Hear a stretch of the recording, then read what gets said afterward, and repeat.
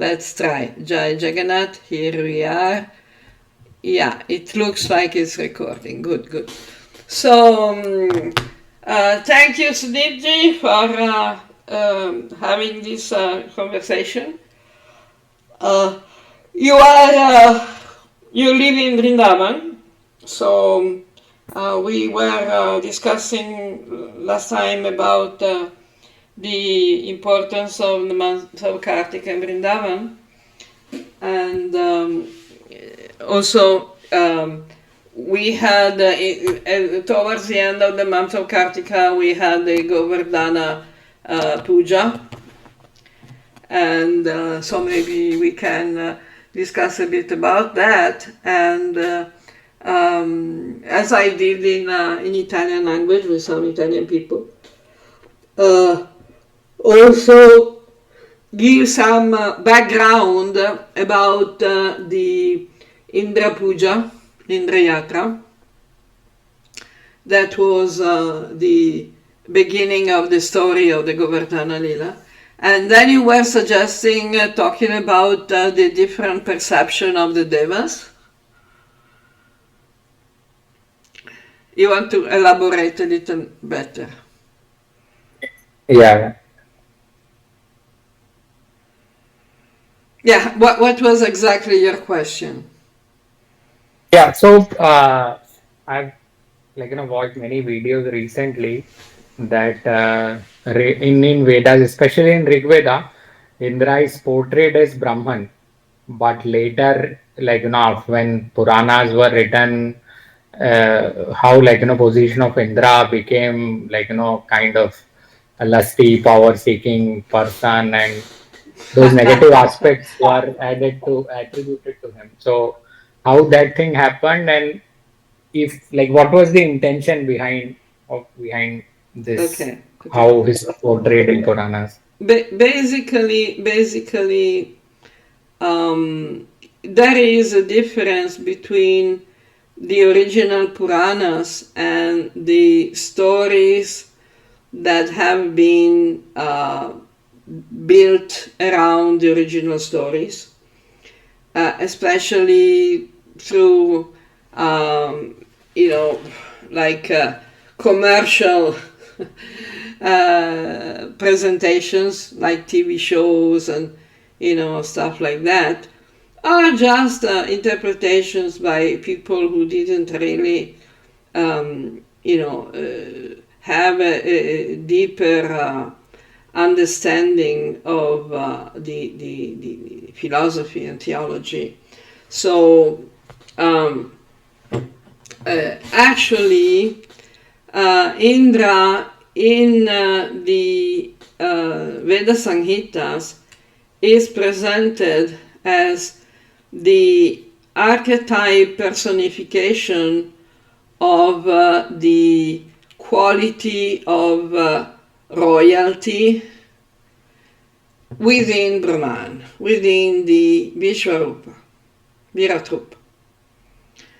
We know that all the devas are described as limbs, amsha, of the Virata Rupa. So like Surya and Chandra are the eyes, and and so all the planetary systems, the world, the different dimensions and worlds and so on. So Indra personifies the quality of kingship. Just like Brahma, Prajapati Brahma personifies the archetype of the father, the creator, the progenitor, because he is creating the bodies for all the beings, all the species of life. And so Indra is the king of the devas, the king of the universe, basically. And so much that the word Indra in fact means king. We see it from the titles of some kings along the history of India, like for example Narendra, which is the name of a famous pond in Puri, means the Indra of human beings, while the Devendra is the Indra, the king of the Devas, and the Kapindra is the king of the Vanaras, and so on. So Indra basically means king. Now, the Puranas are not, contrarily to what is presented, believed, and presented in the mainstream academic narrative. The Puranas are not subsequent, are not recent texts compared to the Veda Samhitas, for example. We know that all the main, all the basic Shastra were compiled more or less at the same time by Vyasa and his direct disciples at the beginning of this Kali Yuga. But that compilation was done based on knowledge that existed before, so it's a new compilation, but it's the same contents, it's the same knowledge, the same philosophy, the same theology, and vastly the same hymns, especially the Veda Samhitas. The Rig Veda is a Veda of the Samhita of the Rigs, the collection of the hymns. Rig literally means hymn. So the Rig Veda is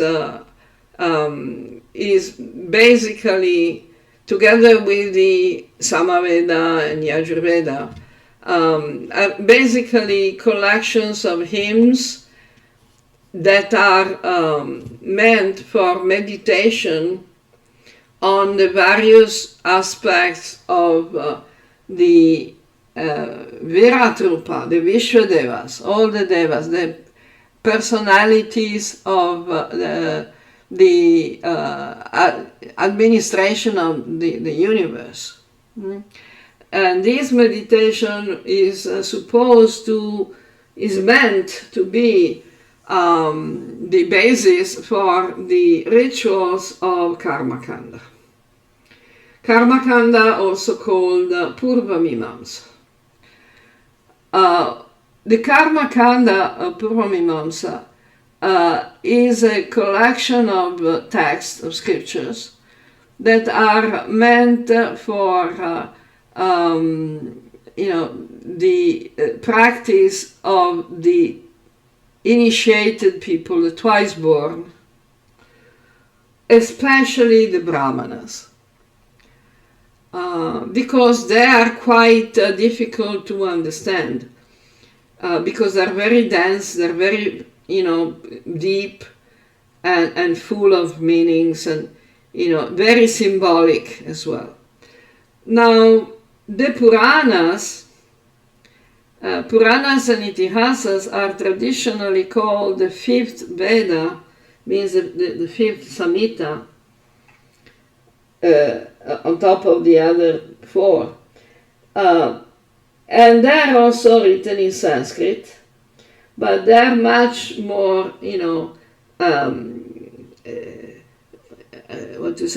much simpler to understand, because the teachings of the Puranas are presented in the form of stories. So the teachings are conveyed both as discussions within the narration of the stories, and as demonstrated by the activities narrated in the stories. Now, the idea of Indra presented in the Puranas is still the idea of the personification of the archetype of kingship.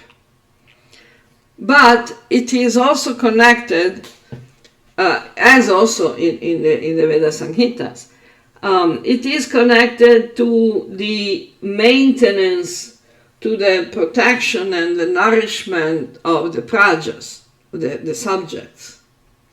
The king has the responsibility, the duty, to take care of the prajas by protecting them from attacks and protecting them also from poverty, deprivation, hunger, famine, So, because in general the rains bring fertility to agriculture, to nature in general.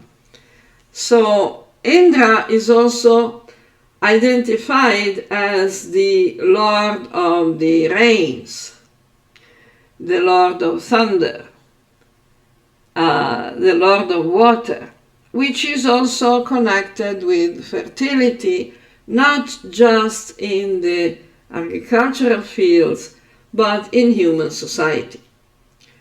So here we have the stories of Indra, who is presented as lusty.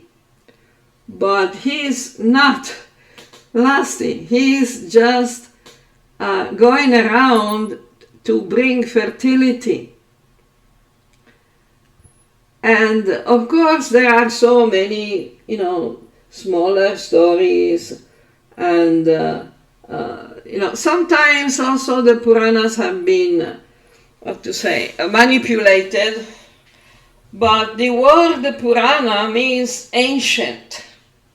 So by definition, calling the Puranas not ancient is a contradiction in terms, because if Purana means ancient, we are saying that they're not ancient. We say, okay, yeah, well, so why they're called Puranas then?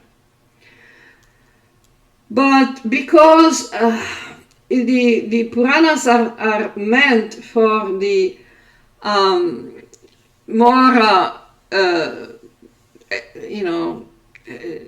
unevolved groups of people who, although they can understand Sanskrit, but they don't understand much, about theology, philosophy, like that. So they are usually called, they're destined for Shudras. Who are the Shudras? Shudras are those who are not interested in understanding and studying philosophy or theology. So they like stories. Okay. And we see that today practically the entire human population is made of Shudras. So they like stories. Now the problem today is that they like stories and they also invent the stories, which is also not bad in itself. Even in the classic Puranas we have, for example, you may remember the story of King Puranjana, which is narrated by Narada to King Prachinabharhi, if I remember correctly. And it is obvious that the story of Puranjana is completely symbolic. It's not a real story of a king. It's not history. It's a parable, we can say. We have a lot of parables in the Gospels, the Christian Gospels. And we can also consider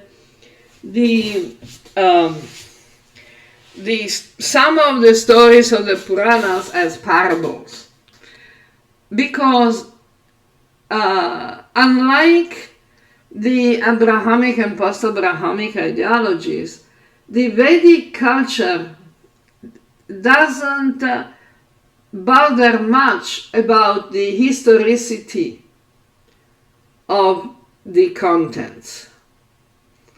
Also because the scriptures, the Shastra that speak about the avatars, the lilas, and so on, clearly explain, clearly state that time is circular, cyclic. So, for example, we find in the Mahabharata that, and also I think also in the Skanda Purana, if I don't remember, if I'm not mistaken, if I remember well,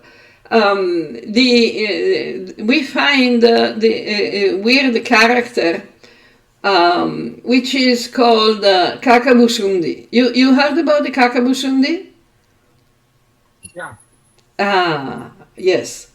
So I don't hear you very well. Maybe you did something with the microphone? I don't know. Now I can hear you better. Okay. Yeah, I'm saying in Ramayana, especially in Ramcharitmanas, like he only narrates these stories to Garuda. Yeah. And also in other texts, I don't remember exactly. But, this Kakabusundi is a crow who has lived for many kalpas and has seen more than multiple Rama Leelas. So he has seen the story of the Ramayana repeat itself several times with slight differences, because time has a cyclic nature. So it's a cycle. The avatars are coming, the group of the main avatars are appearing every day of Brahma. So sometimes, for example, Varaha appears red, and sometimes he appears white. The particular day of Brahma where we live now, in which we live now, is called the Sveta Varaha Kalpa, which means in this Kalpa, Varaha appeared white, to distinguish it from the Varaha that appeared in another Kalpa, which was red. And the same is about Buddha, for example. In Bhagavata Purana we find different descriptions of Buddhas, which one was very, very surprising. When I was reading and translating the Bhagavata Purana, I found this mention of Buddha who traveled around the universe on a spaceship and went around all the planets and preached to the asuras on different planets. We say, okay, that's not the Buddha we have in this Kalpa. Nope, no, it's not the same. So basically, we can find lots of stories which should not be taken too seriously. But as long as these stories are not contradicting the basic principles of Dharma and Vidya, we are expected to understand them in a symbolic manner. Like, for example, I was reading today one posting on Quora, which was very interesting, but I don't remember where it was, but maybe I can find it. So, for example, the translation of all the names of the family of Kashyapa Muni. So Kashyapa means a good vision, and and he had sons that means good mind, good intelligence. That is because the the devas and the rishis, especially in the beginning of the universe, the Prajapatis, are archetypes, are personifications of archetypes.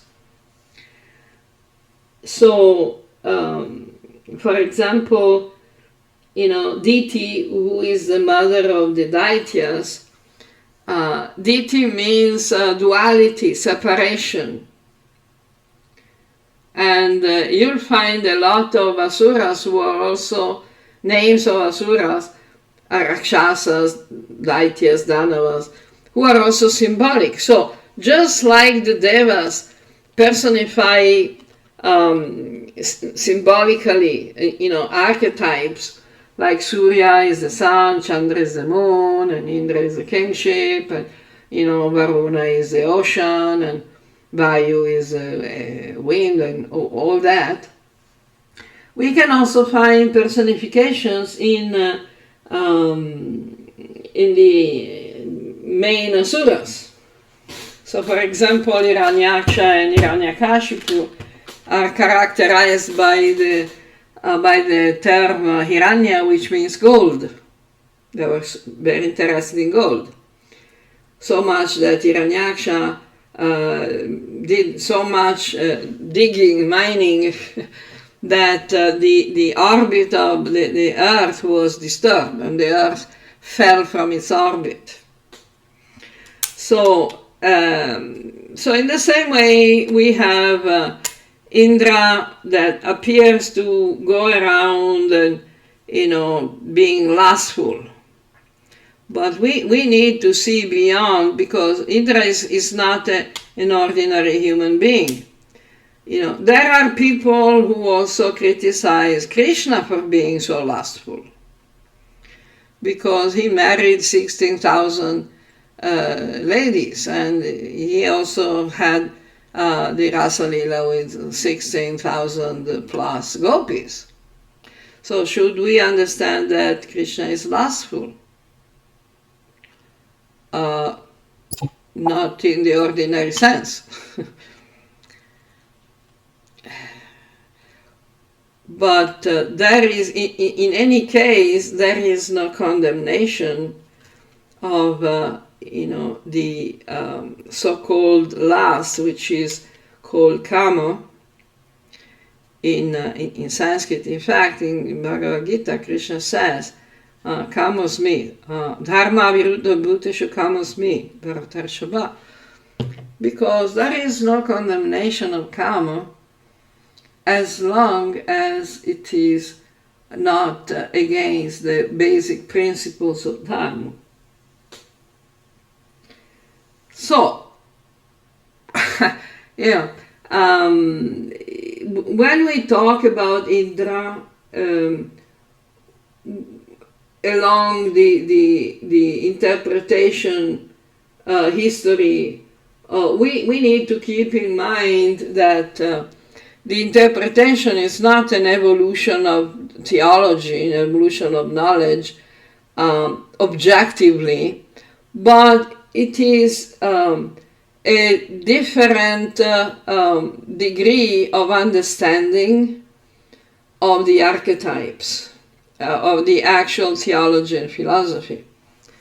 Especially consider that today we have, people get their knowledge mostly from, TV shows and comics. So, it's a bit disappointing. We cannot expect much from these presentations. But, you wanted to say something else about this. I wanted to make clarify a little bit the basis for the question. You want me to rephrase the question, or? No, it's okay. It's okay. No, I am asking if it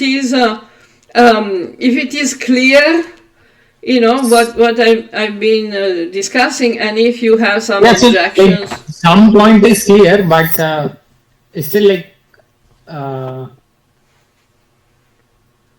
maybe if we can dig deep into this. Yeah, definitely, Some we of, can dig deeper. uh-huh. Yeah, of course. Let's see, how deep. But I am also very concerned. I'm very interested in making sufficient clarity and what you say, ease of understanding. I want to make the discussion as understandable as possible, because this is the point of publishing videos on distributing videos to the public, because we want people to actually understand. So I prefer to have some feedback more or less regularly, so that I know I can verify whether what I'm talking about is understandable or not. So, and in case it's not understandable, I can adjust the presentation. You see what I mean? Yeah, yeah. Okay. Yeah, so some of the points I understood, but still that clarity that is it only from the understanding perspective? Because in some scriptures we see directly. Maybe we read only the translations, but That's a big point. text Yeah. also is somewhat referring to some words which indicate that Indra is treated as a human being only, which has flaws and Which how. is not a fact. Which is not a fact. The point is that, okay, we have two positions. One is the problem of translation, as you very correctly explained. Sometimes even the translation are not even translations, are just presentations of a story that people try to they think they can elaborate on their own opinion about that. Another important aspect is that these stories in the Puranas, especially Purana, they are destined to people who understand simpler presentations. So the stories are presented as adventures of a hero or more characters, or like a theater play.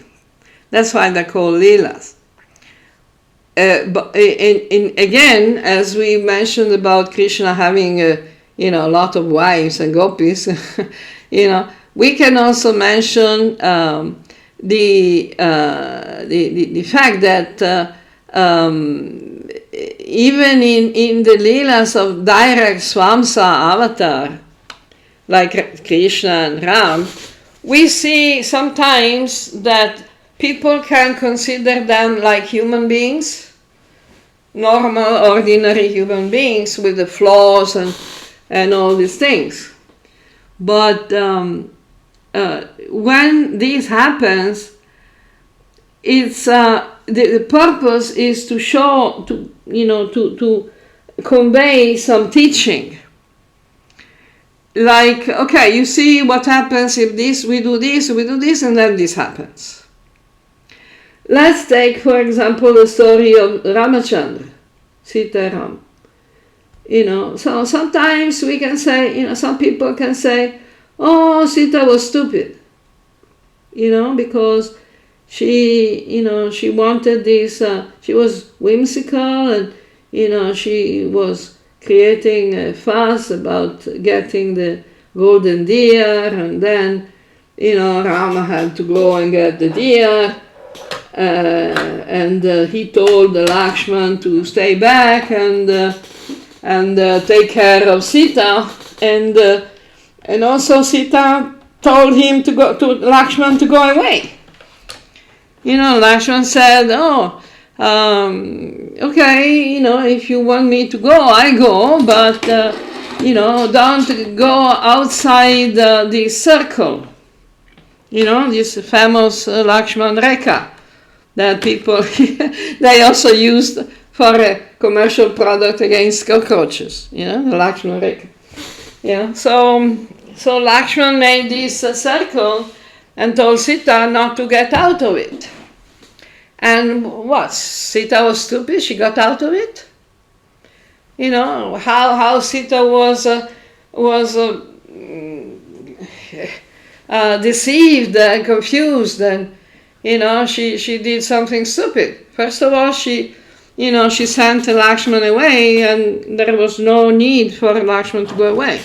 Lakshman told her, no, don't worry, Rama is perfectly capable of dealing with anything in the forest. No, you have to go, you speak like that because you are envious. How can we say is this not a flaw? This is not a human flaw. Right? But why is this happening? Because we need to see, the lila requires it. The development of the lila requires these great personalities, even the most transcendental personalities. Sita is Lakshmi Devi. Sita is the Adi Shakti, the mother of the universe. Is she that stupid? No, of course not. But we have to see what happens if we are not careful. Because things happen. And then there was the need for Ram to go to Ravana's place, and kill Ravana. And also Ravana had to do all this stuff because of the lila. The adventure had to be interesting and attractive. And you remember that Ravana was one of the two gatekeepers in Vaikuntha. So he was not really an asura. But he played the part of the asura. So he played the part to go and kidnap Sita, and Sita played the part of this and that. And Rama played the part of the poor husband who lost his wife.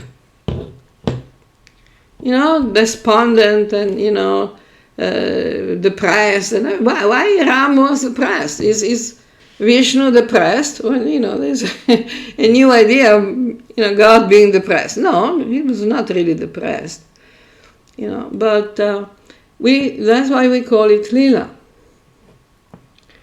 And this also applies to everything that is described in the actual, genuine, original Shastra. Now, many people say, no, the Puranas are not real Shastra. Okay,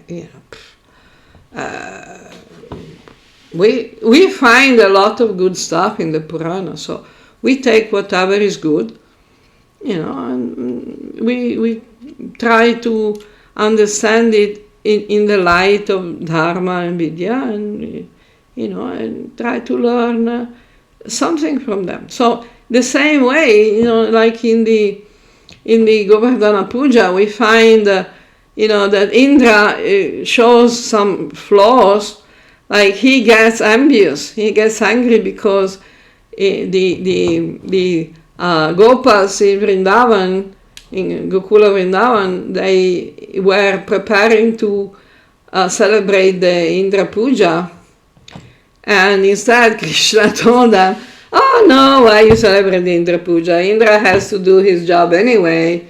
because he's the rains, so he has to rain. Why you're bothering with Indra?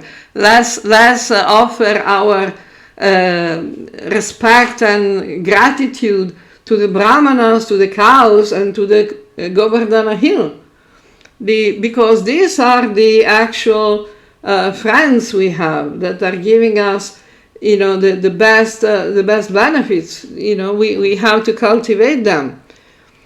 And by the way, the name Govardhana, in Sanskrit, Govardhana means to increase.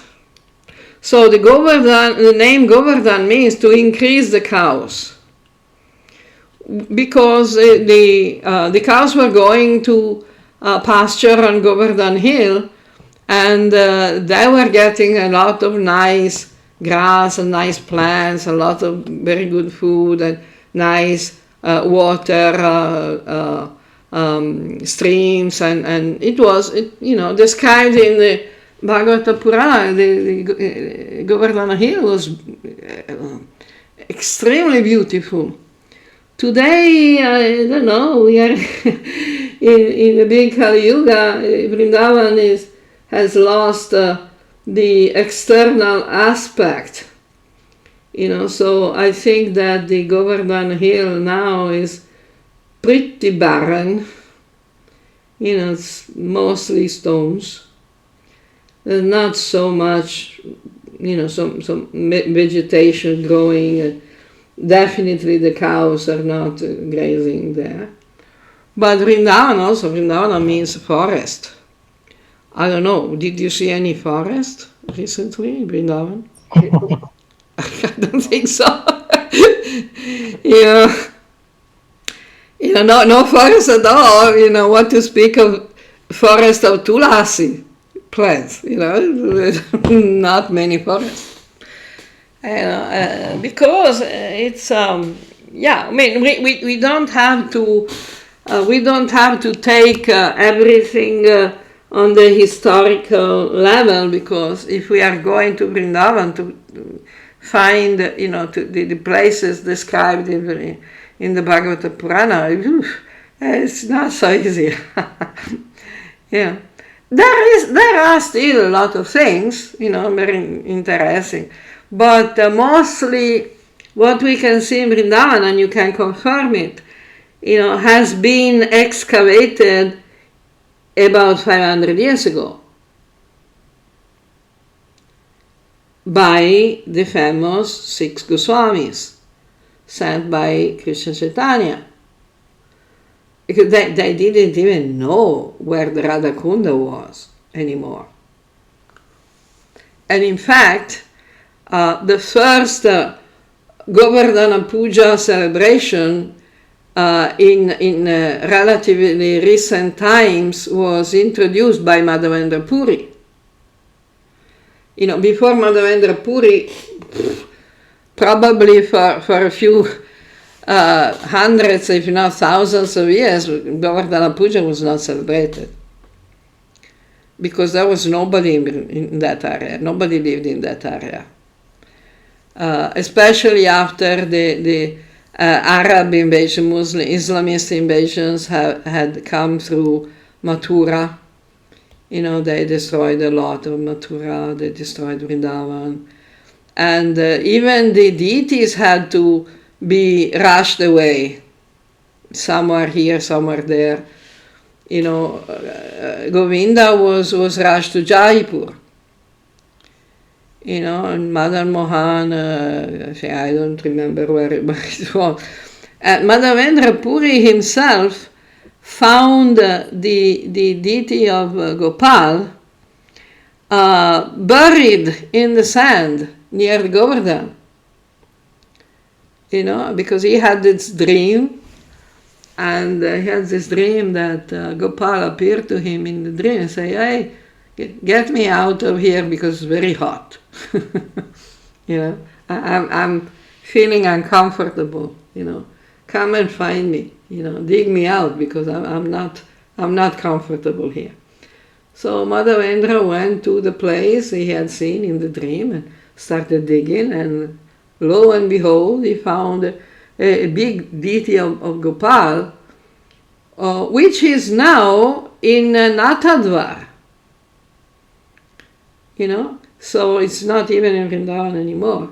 Madhavendra Puri installed this deity of Nataraj Srinath, on the Govardhana hill, on the temple. He made the temple, and at the installation, that was on the occasion of the Govardhana puja. So that was the first Govardhana puja feast. After, I don't know, maybe 5,000 years, 2,000 years, 15, I don't know how long. So, yeah. So the Govardhana puja is the celebration of the relationship that Krishna wanted his family and village people to have with the cows and the brahmanas and the hill.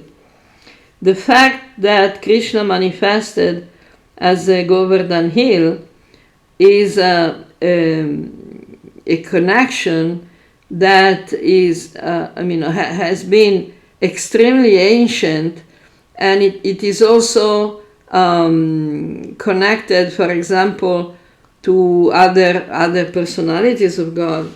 For example, Shiva manifests as the Arunachala. Arunachala is a hill in Tamil Nadu. So Arunachala is a form of Shiva, just like Govardhana is a form of Krishna. So the sacred mountain, the sacred hill, is a very old archetype. It's a very famous and powerful archetype. So the story in the Purana, we have, especially Bhagavata Purana, we have all the gopas preparing this Indra Yagya, Krishna telling them, better to do the puja to Govardhana. And in the story of the Purana, Indra got annoyed because that was a clear, disrespect,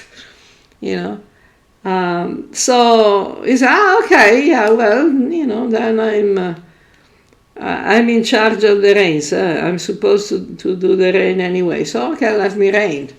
So here comes the story by which Indra called all his Sambartaka clouds, and made a lot of flood and inundation for 7 days, which was, according to the Puranas, completely out of season, because the rainy season is supposed to have finished, by the beginning of the month of Kartika is supposed to be finished. But there was this, big rains and inundation. So Krishna displayed his amazing lila by lifting the hill and giving shelter to all the cows and the gopas and the gopis and all this, and everyone. So this is the very short story of the Govardhana lila. You want to add something?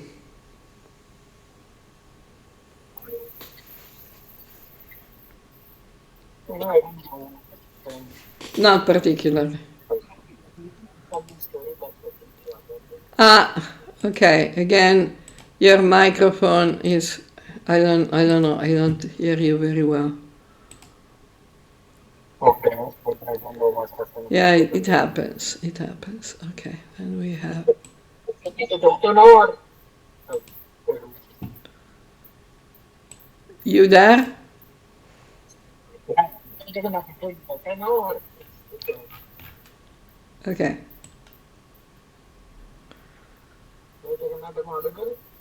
No, I don't really hear. Anyway, so in my book on Puri, I added in the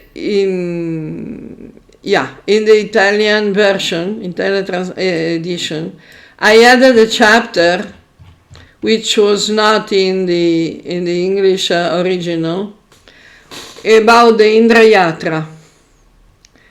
So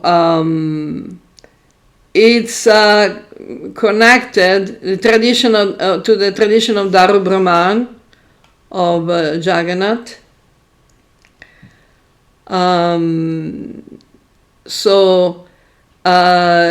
Which is also connecting the cultural aspects of Bihar, Bengal, and Nepal, the concepts of Madhava and Harihara, the connection between Jagannath, Kalabhairava, Buddha Sangbara as Vajreshwara, and the Indra Yatra, which is practically the basis for the Ratha Yatra of Puri.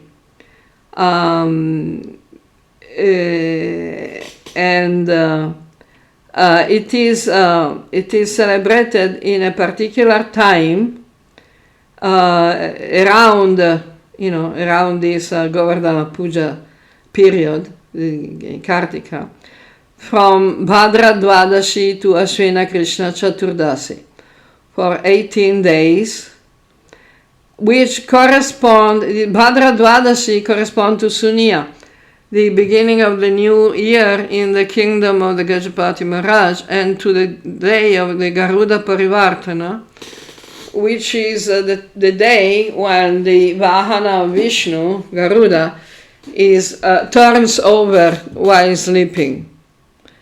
Garuda is connected to the ancient story of Sarabha and Narasingha.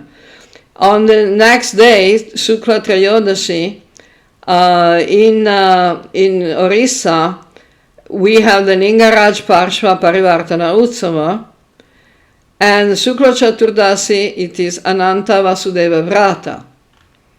So, which is the day of the appearance day of Ananta Sesha. And it is also Abhishta Siddhi, which is the darshan of Viraja Devi in Jajpur.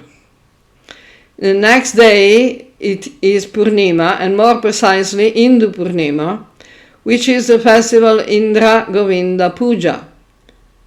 And according to the tradition in Orissa, it's also the day when the Bhagavata Purana was spoken for the first time by Shiva Mahadeva to Parvati in the place that is now known as Bhuvaneshwar, but previously was called Ekamra Kanana because of the lonely mango tree. And while Shiva and Parvati were discussing the Bhagavata Purana, there was a shuka, a parrot, on the tree that who listened to the story, and then he became, in the next life, he became Sukadeva. Then the first day of the next month, in the Ashwina Krishna Pratipad, starts the 2 weeks of the Pitri Shraddha, and so on and so forth. So now, because we have come to the end of the hour, maybe we cannot go too much around the story.